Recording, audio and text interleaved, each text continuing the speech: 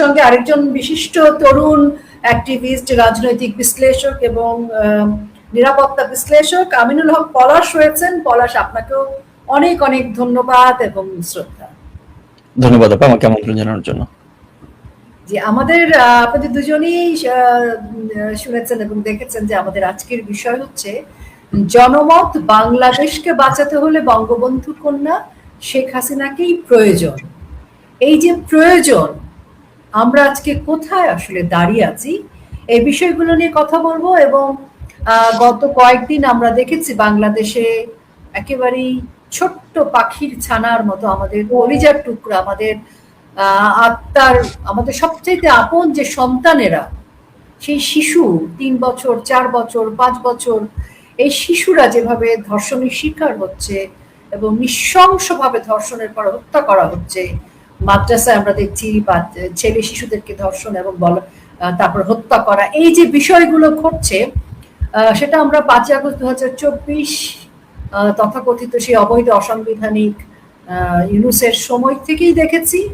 তখনও রাষ্ট্র প্রশাসন একেবারে চুপ করেছিল, অথচ তারা মব, খুনি, জঙ্গি, সন্ত্রাসীদেরকে পৃষ্ঠপোষকতা করেছে, ধর্ষণকারীদের পৃষ্ঠপোষকতা করেছে। সাধারণ মানুষ বোধহয় অবচেতন ভাবে খানিকটা ভেবেছিল এই যে এখন বর্তমানে যে তথাকথিত আরেকটি সরকার রয়েছে, তারা হয়তো তাদেরকে নিস্তার দেবে, এরকম স্বপ্ন, এরকম ভাবনার জগতে তারা ছিল। এবং যে যে মানুষজন জুলাইতে পথে নেমে অনেক বড় বড় কথা বলেছিল, তাদের অনেক বড় বড় উচ্ছ্বাস, স্বপ্ন, অনেক অনেক গাল গল্প আমরা শুনেছিলাম। কিন্তু এই মুহূর্তের বাংলাদেশে যে হাহাকার, যে ধরনের নৈরাজ্যের শিকার হচ্ছে আমাদের সন্তানেরা, অন্যান্য বিষয় তো আছেই, সেখানে সাধারণ মানুষ কিন্তু বারবার একটি কথাই বলছে, এক শেখের বেটির কারণে লক্ষ কোটি মানুষের বাচ্চা, মানুষের মেয়েরা, মানুষের বেটিরা নিরাপদ ছিল। সেই সময় আমাদের নারীরা, শিশুরা এইভাবে নির্যাতনের, নৃশংস হত্যার শিকার হয়নি। আমরা যত্রতত্র দেখছি হত্যার পর গলা কেটে, এবং সেই হত্যার পরবর্তী যে ধরন, সেটি অনেকটা 1971 সালে পাক হানাদার বাহিনীর ধরনের সাথে মিলে যায়। নৃশংসভাবে হাত পা কেটে, গলা কেটে যে অবর্ণনীয় ভাবে হত্যাগুলো ঘটছে। এতদিন আওয়ামী লীগের নেতাকর্মীকে হত্যা করেছে, মুক্তিযোদ্ধাদের অপমান করেছে, শিক্ষকদের করেছে, এখন এই মুহূর্তে আপামর জনসাধারণও এর শিকার। এরকম অবস্থায় আমরা কথা বলতে চাই আপনাদের দুজনের সাথে, কিন্তু আমি দর্শকদের কাছে একটুখানি আমি আনোয়ার ভাইয়ের বিষয়ে একটুখানি দু একটা বক্তব্য একটু শোনাতে চাই।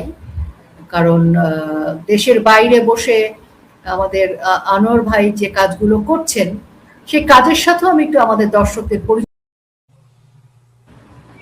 এবং আমরা একটু আমিনুল, আপনাদের দুজনের কথা, কর্মকাণ্ডে আমরা জানি প্রতিটা সময় আপনারা 5 আগস্ট 2024 পরবর্তী সময়ে বিভিন্ন জায়গায় আন্দোলন করে যাচ্ছেন, কথা বলে যাচ্ছেন, মানুষকে সচেতন করছেন দুজনেই। আমাদের দর্শকদের আমরা একটুখানি জানালাম সেটা। আমরা এখন সরাসরি আলোচনায় চলে যাব। আনোয়ার ভাই, আপনাকে দিয়ে শুরু করতে চাই।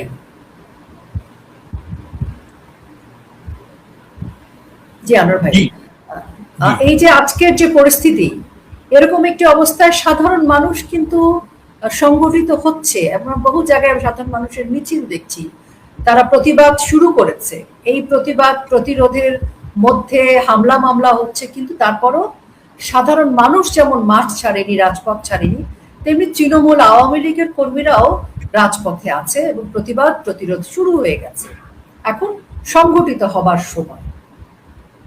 ধন্যবাদ রুকিয়া প্রাচীর আপা, আপনাকে আবারও। এই মুহূর্তে যারা আমাদের সাথে আছেন দেশে বিদেশে, এই অনুষ্ঠানটি দেখছেন, সবাইকে আমার ব্যক্তিগত পক্ষ থেকে লন্ডন থেকে শুভেচ্ছা জানাচ্ছি।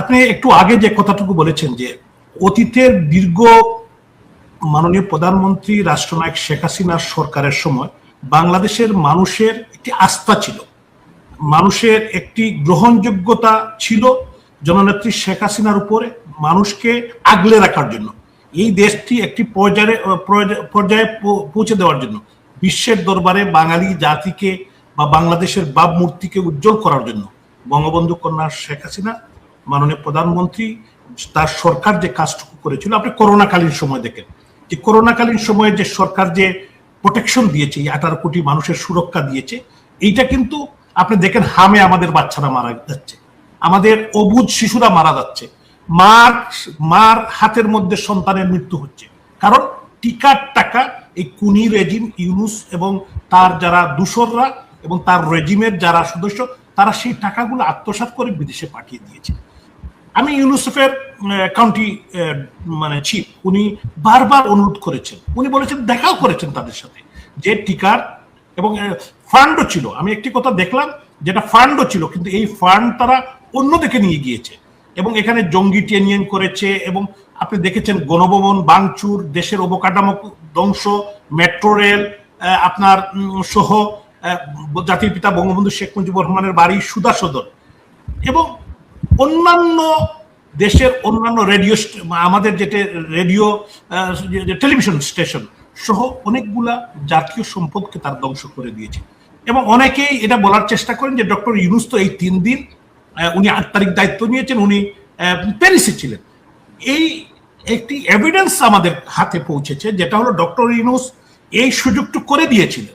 উনি বলেছেন, তোমরা আমি আসার আগে, দায়িত্ব নেওয়ার আগে তোমরা এটা করে ফেলো।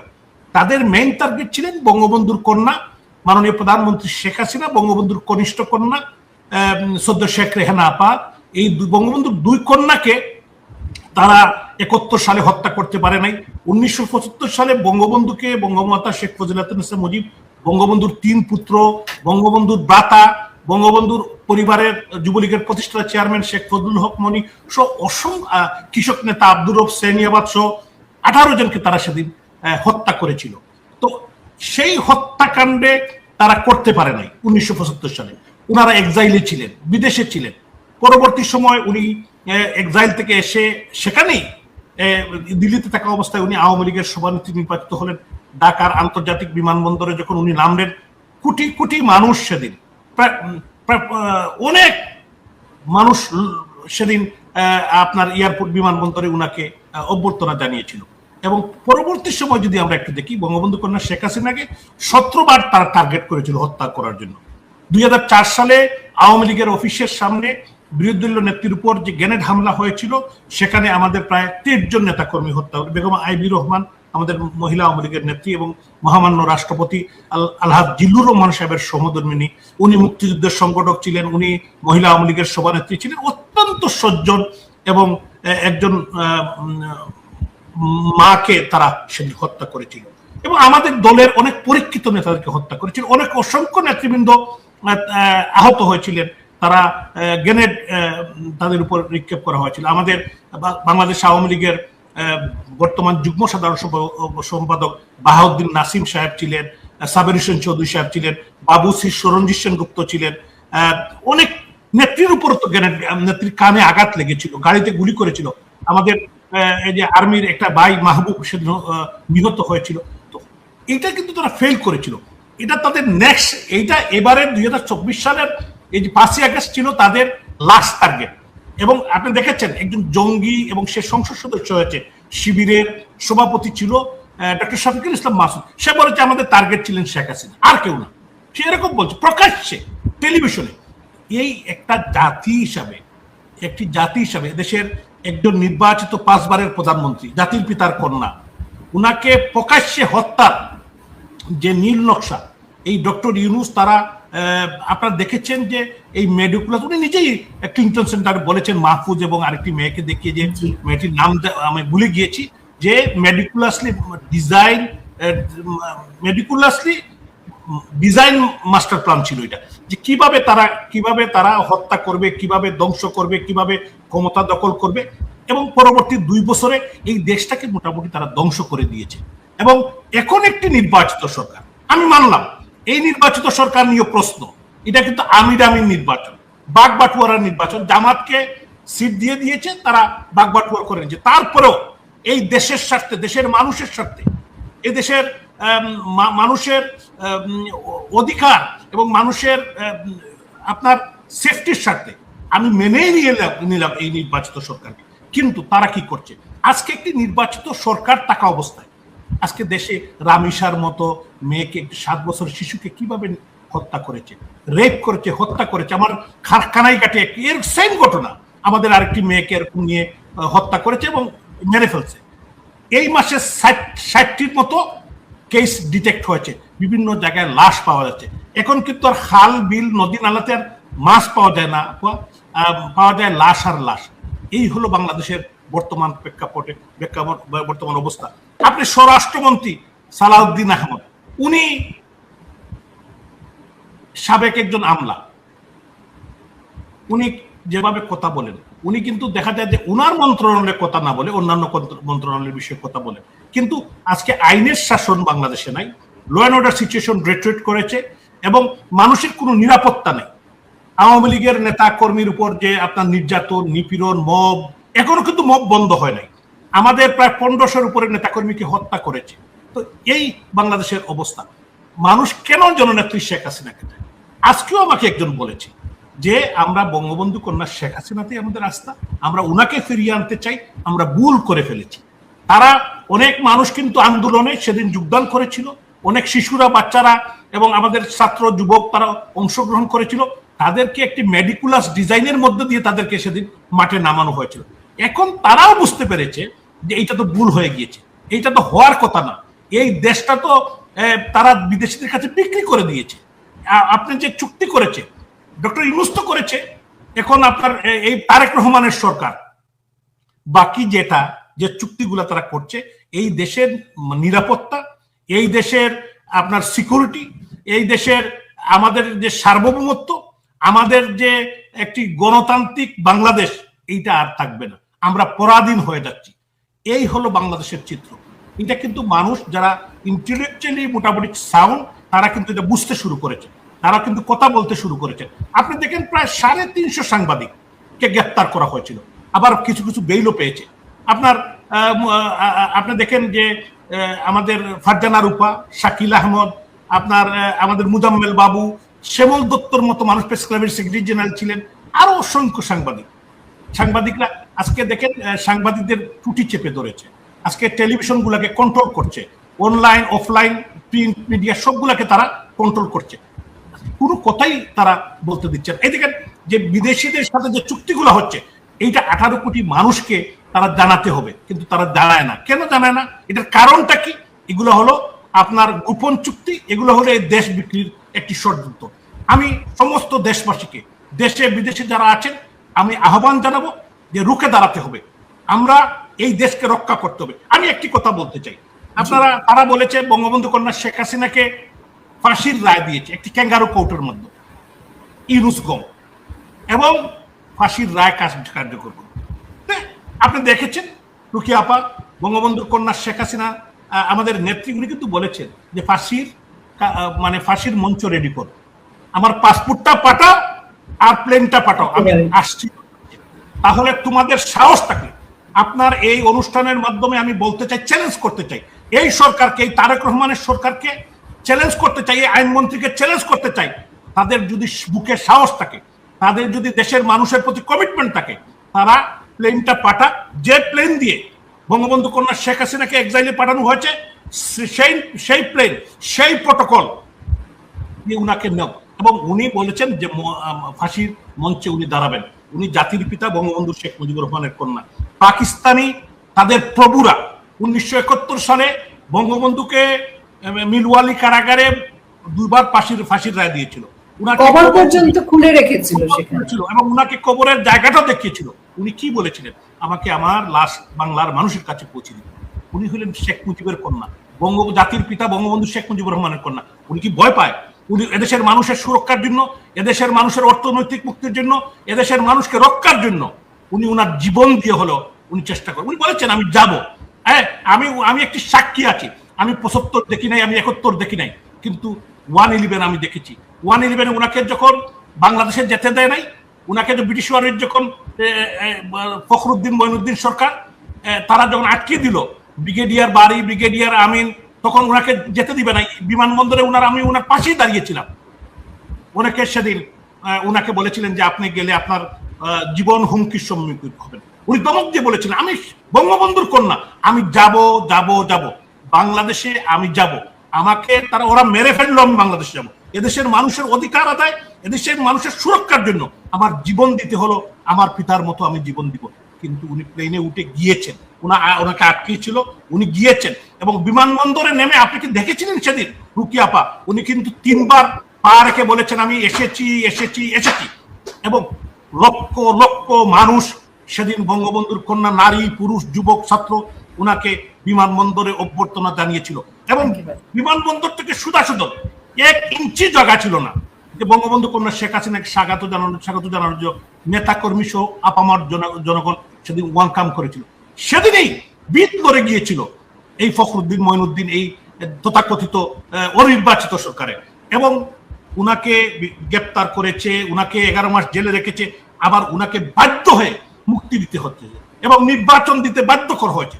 এবং এই নির্বাচনের মাধ্যমে জাতির পিতার সুযোগ্য কন্যা, আমাদের প্রাণপ্রিয় নেত্রী বঙ্গবন্ধু কন্যা শেখ হাসিনা ক্ষমতায় এসে এদেশের মানুষের মুক্তির জন্য উন্নয়ন যে ডেভেলপমেন্ট হয়েছে, আশ্চর্যজনক হলেও একটি অনুন্নত রাষ্ট্র, এরকম একটি ওভার পপুলেটেড কান্ট্রি, এরকম একটি আন্ডার রিসোর্স কান্ট্রি কে উনি যে পর্যায়ে নিয়ে গিয়েছিলেন, অত্যন্ত দুর্ভাগ্য। আমি এই মাটির একজন সন্তান হিসাবে, আমি এই জন্মভূমির সন্তান হিসাবে আমার হৃদয়ে লাগে, আমার হৃদয়ে আঘাত লাগে। এই কারণে এই সাজানো গুছানো বাংলাদেশকে, যে বাংলাদেশ জাতির পিতার কন্যা, আমাদের প্রাণপ্রিয় নেত্রী রাষ্ট্রনায়ক শেখ হাসিনা এই দেশকে এরকম সাজিয়েছিলেন, সেই সাজানো বাগানকে তারা ধ্বংস করে দিয়েছে। এটা কার স্বার্থে, কাদের স্বার্থে, কি কারণে করেছিল, এটা কিন্তু আজকে দেশবাসী জানতে চায়। আজকে মানুষের সুরক্ষা নাই, মানুষের ট্রিটমেন্ট নাই, হামের টিকা নাই, মানুষের হসপিটাল গেলে ট্রিটমেন্ট পাচ্ছেন না। আজকে পুলিশ মানুষকে নির্দয়ভাবে হত্যা করছে, খুনিরা হত্যা করছে, ছিনতাই, সাদাবাদী, ছাত্র দল, যুব দল জোর করে মানুষের ব্যবসা নিয়ে যাচ্ছে। এই হলো আজকে একটি খুনের বাংলাদেশ, আজকে একটি চাঁদাবাদীর বাংলাদেশ। আজকে আমরা কি দেখতে পাই, জনাব তারেক রহমান, যিনি এখন আমিরামির এবং বাগবাটুয়ারা নির্বাচনে প্রধানমন্ত্রী হয়েছে, উনি কিন্তু গাড়ি নিয়ে নাটক করছেন, উনি কিন্তু সিনেমা দেখতে যাচ্ছেন। যখন আমার ছোট্ট মনিরা, আমার বাচ্চারা যখন হামের টিকার জন্য জীবন দিচ্ছে, উনি হসপিটালে না গিয়ে উনি ওনার পুত্র, ওনার মেয়ে এবং স্ত্রীকে নিয়ে উনি সিনেমা দেখতে যাচ্ছেন। আমি সিনেমা দেখার বিপক্ষে না, সিনেমা দেখতেই পারেন, কিন্তু যখন একটি কঠিন পরিস্থিতি, একটি রাষ্ট্রনায়কের কাজ হলো তার দেশের জনগণের পক্ষে দাঁড়ানো, তার জনগণের পাশে থাকা, তার জনগণের পাশে গিয়ে তার খোঁজখবর নেওয়া। এটা না করে এখন নদীকে উনি খাল বানাচ্ছেন। উনি যেখানে নদী ছিল এখানে খাল হচ্ছে, এবং এই খালের সমস্ত টাকা তারা বাগবাটুরা করছে, একেবারে দুর্নীতির আরো বেশি আঁকড়া হচ্ছে। হ্যাঁ, আমি অত্যন্ত দুর্ভাগ্যবান মনে করি আমাকে এই দেশের মানুষের সন্তান হিসেবে। বিশেষ করে এই সিলেট অঞ্চলে আমাদের যে ডেভেলপমেন্ট হয়েছিল, ডেভেলপমেন্ট আজকে কিন্তু হচ্ছে না। এখন মন্ত্রীদের মধ্যে খামরাগাবরি, বাগবাটুরা এবং চাঁদাবাদীতে পরিণত হয়েছে, খুন রাহাজানি এইটাই পরিণত হয়েছে। আমি দেশবাসীকে রুখে দাঁড়ানোর জন্য এবং দেশের মানুষের অধিকার, সাধারণ মানুষের অধিকার, এবং বিশেষ করে ইন্ডাস্ট্রিগুলো বন্ধ হয়ে যাচ্ছে, ব্যাংকে কোনো টাকা নাই, সব টাকা তারা পাচার করে দিচ্ছে। আপনাদেরকে অসংখ্য ধন্যবাদ। আমি ইনশাল্লাহ পরে আবার কথা বলবো। জয় বাংলা। অনেক ধন্যবাদ আনোয়ার ভাই, অনেক ধন্যবাদ আপনাকে আপনার অত্যন্ত মূল্যবান তথ্যবহুল আলোচনার জন্য। আমরা একটু আমিনুল পলাশের কাছে যাই। পলাশ, আপনি নিজেই অনেক আপনার অনেক ভিডিওতে আপনি অনেক তথ্য দিয়ে অনেক দুর্নীতির কথা, অনেক চক্রান্তের কথা আপনি বলেছেন। আমরা 5 আগস্ট 2024-এর পর থেকে যে বিষয়টা খুব দেখছি, সেটা হচ্ছে যে চোর, গুন্ডা, ছিনতাইকারী, ধর্ষক, সন্ত্রাসী, জঙ্গিরা যেন বাংলাদেশে একেবারেই মহা আনন্দে অভয়ারণ্য করে তারা ঘুরে বেড়াচ্ছে, এবং তাদেরকে সেই সময় ইউনূস এবং এই সময় এই সরকার তাদেরকে পৃষ্ঠপোষকতা করেছে এবং করে যাচ্ছে। থানাগুলোতে তখনকার স্বরাষ্ট্র উপদেষ্টা, এখনকার স্বরাষ্ট্রমন্ত্রী থানাগুলোকে, পুলিশকে এবং অন্যান্য আইন প্রয়োগকারী সংস্থাকে এই মব সন্ত্রাসীদের পক্ষে কাজে লাগাচ্ছে, তাদেরকে নিরাপত্তা দেওয়ার জন্য। কিন্তু সাধারণ মানুষ বা এই সকল অন্যায়কারীদেরকে তারা কিন্তু একদমই দেখছে না বা ধরছে না, কারণ এরা তাদেরই লালিত পালিত। এই যে আজকে অভয়ারণ্য করে ফেলেছে এবং সাধারণ মানুষ আজকে যে জায়গায় পৌঁছে গেছে, চট্টগ্রামে কিন্তু আজকে 3.5 বছরের একটা শিশু ধর্ষণ হবার পর সেই ধর্ষণকারীকে যখন পুলিশ গ্রেফতার করেছে, সাধারণ মানুষ কিন্তু এখন পুলিশের কাছে সেই ধর্ষণকারীকে ছাড়ছে না। তো এই যে পরিস্থিতিটা যেদিকে যাচ্ছে, এবং আমরা দেখছি যে ধর্ষণকারীর উপর কিন্তু মব হচ্ছে না, যদি আমি মবের পক্ষে না, কিন্তু আমি বলছি পার্থক্যটা বোঝানোর জন্য একজন ধর্ষণকারী বা সন্ত্রাসী খুনিকে যেভাবে প্রোটেকশন দিয়ে নিয়ে যাওয়া হয় বা তাকে যেভাবে যে তার প্রতি যে সদয় ব্যবহারটা করা হচ্ছে, সেটা কিন্তু একজন আইন মানে একজন বড় নেতা বা বড় শিল্পী, সাহিত্যিক, কবি বা দেশের বর্ষিয়ান কোনো মানুষের প্রতি সেটা করছে না। এই যে একটা দৃষ্টিভঙ্গি মানুষকে বুঝিয়ে দেয়া যে আমরা মানুষের পক্ষে নাই, আমরা সন্ত্রাসের পক্ষে, এবং সন্ত্রাসীদেরকে ইন্ডেমনিটি দিয়ে তথাকথিত দুই ইউনুস টু তারেক, তো তাতে দাঁড়িয়েছে কি আমরা রাষ্ট্র আমাদের সাথে নেই, রাষ্ট্রের দৃষ্টিটা মানুষের জন্য নেই, জনকল্যাণে নেই। আমিনুল হক পলাশ, আপনার কাছ থেকে জানতে চাই। ধন্যবাদ আপা। আমরা এমন একটা পরিস্থিতিতে কথা বলছি যে বাংলাদেশ আসলেই কিন্তু একটা মৃত্যু উপত্যকায় পরিণত হয়েছে, মানে এটার মাধ্যমে আসা খবরের কথা, বাস্তব পরিস্থিতি এর থেকে অনেক ভয়াবহ। এখন একটা বিষয় খুবই গুরুত্বপূর্ণ, পরিস্থিতি খুব খারাপের দিকে যাচ্ছে, পুলিশ ফাংশন করছে না, ল এনফোর্সমেন্ট এজেন্সি গুলা ডিসফাংশনাল, তারা কিছু করতে পারছে না। প্রশ্ন হচ্ছে এই জিনিসটা কেন হলো বা কেন হচ্ছে, that is the very important thing. আমরা 5ই আগস্টের পর থেকে বলে আসছি এটা কখনোই আসলে একটা সরকার পরিবর্তন বা একটা জাস্ট পলিটিক্যাল গভর্নমেন্টের চেঞ্জ ওভার ছিল না, এটা ছিল বাংলাদেশকে দীর্ঘমেয়াদে একটা ব্যর্থ রাষ্ট্রে পরিণত করার, যার শুরুটা ইউনুস করে গিয়েছিলেন এবং তার সাকসেসর হিসাবে তারই মানে একই মুসলেখায় স্বাক্ষর দিয়ে ইউনুস তারেক রহমান একই কাজে কন্টিনিউ করছেন।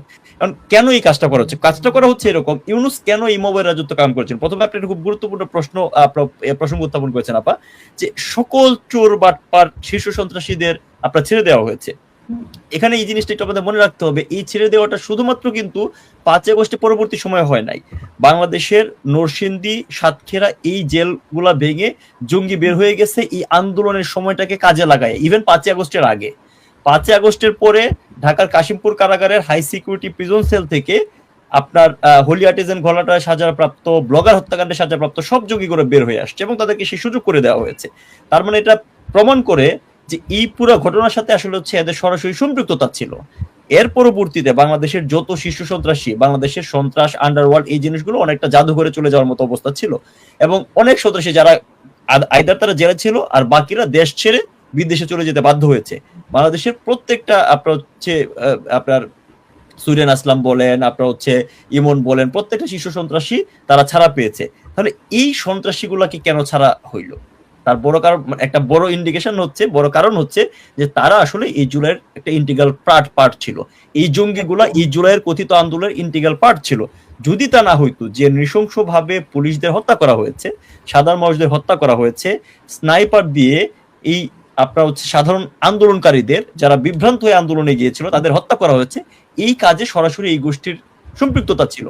ঢাকা শহরের 119টা না 20টা কিশোর গ্যাং গ্রুপকে হচ্ছে উইপনাইজ করা হয়েছে, তাদেরকে আপনার অস্ত্র দিয়ে এই আন্দোলনে নামানো হয়েছে এবং এইভাবে কিন্তু একটা সরকারের পতন ঘটানো হয়েছে। এবং যেহেতু এই ইউনুস সরকার এদের প্রত্যক্ষ সহযোগিতায় আসছে, তাদের আসলে কোনো ধরনের মোরাল রাইট বা কিছুই ছিল না এদের বিরুদ্ধে ব্যবস্থা নেওয়ার। আজ পর্যন্ত একটা শীর্ষ সন্ত্রাসী গ্রেফতার হয় নাই, ইউনুস আমল থেকে শুরু করে বর্তমান তারেক আমল। জেল থেকে ছাড়া পাওয়া একটা শীর্ষ সন্ত্রাসী হচ্ছে গ্রেফতার হয় নাই, একটা জঙ্গি নেতা গ্রেফতার তো হয়ই নাই, বরং তারা প্রকাশ্যে আজকে এই উগ্রবাদের ক্যাম্পেইন চালাচ্ছে বাংলাদেশের বিভিন্ন জায়গায়। তো ফলে এই কন্টিনিউটিটা বর্তমানে আইন শৃঙ্খলা পরিস্থিতি আমাদের এই অবস্থায় পৌঁছেছে এবং এইটাতে আসলে সরকার কেন, আইন শৃঙ্খলা বাহিনী এখনো কেন ফাংশন করছে না? অনেকে মনে করতে পারে যে না, সরকারের জন্য তো এটা বিব্রতকর হচ্ছে, সরকার আসলে তাহলে কেন এই জিনিসটা হচ্ছে? তার কারণটা হচ্ছে সরকার এই জিনিসটাকে পুঁজি করে মানুষজনকে দৃষ্টিটাকে এই দিকে হচ্ছে ডাইভার্ট করে। যে দেখেন আমরা আজকে কথা বলছি, নিঃসন্দেহে এই যে ঘৃণ্য আপনার অপরাধগুলো ঘটছে, এটার ব্যাপারে আমাদের প্রত্যেকের সরব হওয়া উচিত, প্রত্যেকের ব্যবস্থা মানে প্রত্যেকের তাদের জায়গা থেকে ভয়েস রেজ করা উচিত। কিন্তু আমার পয়েন্টটা হচ্ছে এই জিনিসগুলোকে ব্যস্ত রেখে তারা কিন্তু তাদের উদ্দেশ্যগুলা, আরো সমস্যা যেগুলো আছে সেগুলোকে হচ্ছে আড়াল করছে। আপনি দেখেন এই আমাদের ইলেকট্রিসিটির বিল 60% বাড়ানো হচ্ছে, 15 থেকে 20% আমাদের জ্বালানি তেল বাড়ানো হয়েছে। আপনি আজকে বাজারে খোঁজ নেন, সাধারণ মানুষজন খেতে পারছে না। যেখানে আগে এক সময় বাংলাদেশের পত্রিকায় নিউজ হইতো ম্যানিপুলেটেড নিউজ, বাট নিউজ হইলেও নিউজটা ম্যানিপুলেটেড নিউজটা এরকম ভাবে করতে হয়েছে যে আমাদের ভাত পাসের স্বাধীনতা চাই। আজকে পত্রিকায় নিউজ করা হচ্ছে যে ভাঙা ডিম খেয়ে নিয়ে সেই ডিমের ভাজি দিয়ে মানুষের ভাঙা ডিমের চাহিদা বৃদ্ধি পাচ্ছে, কারণ মানুষজন ভাত মাছ তো দূরের কথা, ভাত মাংস মাছ মাংস তো দূরের কথা, ডিম কেনার মতো আমিষের ঘাটতি পূরণ করতে পারছে না। সো মূলত ইউনুস যেমন হচ্ছে মবের রাজত্বটাকে সে সরাসরি পেট্রোনাইজ করেছে, সে পেট্রোনাইজ করে তার যে দেশবিরোধী যত চক্রান্ত ছিল সেগুলো বাস্তবায়ন করেছে, নিজের স্বার্থ সিদ্ধি করেছে, দেশ থেকে লক্ষ লক্ষ কোটি টাকা বাইরে পাচার করেছে। একইভাবে তারেক রহমান যেহেতু তার ওই অপকর্মগুলোকে হালাল করতে হচ্ছে, সেগুলো নিয়ে মানুষজন কথা বলছে, এখন অলরেডি কথা বলা শুরু হয়েছে, এই জিনিসগুলোকে আড়াল করার জন্যই কিন্তু একের পর এই ঘটনা ঘটছে, এবং এই ঘটনাগুলোর ব্যাপারে কোনো ব্যবস্থা নেওয়া হচ্ছে না। আপনি একটা ক্ষেত্রে আপনার সিগনিফিকেন্ট ব্যবস্থা নেন, আপনি একটার ক্ষেত্রে হচ্ছে যথাযথ আপনার শাস্তিমূলক ব্যবস্থা নেন, উদাহরণ তৈরি করেন, এই ঘটনাগুলো একদমই থেমে যাবে। ল এনফোর্সমেন্ট কিভাবে কাজ করে? ল এনফোর্সমেন্ট সারা দুনিয়াতেই কাজ করে আসলে ফিয়ার ফ্যাক্টরের উপর ভিত্তি করে, অর্থাৎ ভয় থেকে। মানুষের ভিতরে যে পাশবিক যে মনোবৃত্তি আছে সেটা সকল মানুষের ভিতরে আছে, সেটা দমায় রাখে কেন? যে আমি যদি আজকে একটা অন্যায় করি আমাকে সামাজিকভাবে নিগৃহীত হইতে হবে, আমাকে আইনের আওতায় আসতে হবে, আমার পার পাওয়ার কোনো সুযোগ নাই।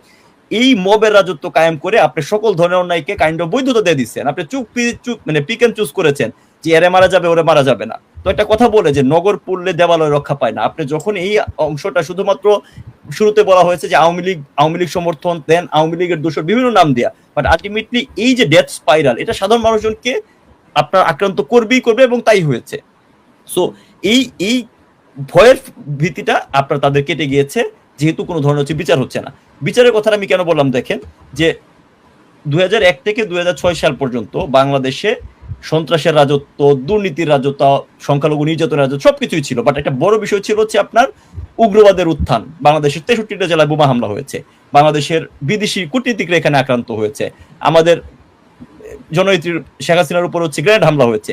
এই জিনিস আওয়ামী লীগ ক্ষমতায় সে কিভাবে কমবেট করেছে, কারণ আওয়ামী লীগ দৃষ্টান্তমূলক শাস্তিমূলক ব্যবস্থা তৈরি করেছে, যেখানে সারা বিশ্বের অনেক উন্নত দেশ ফেল করেছে।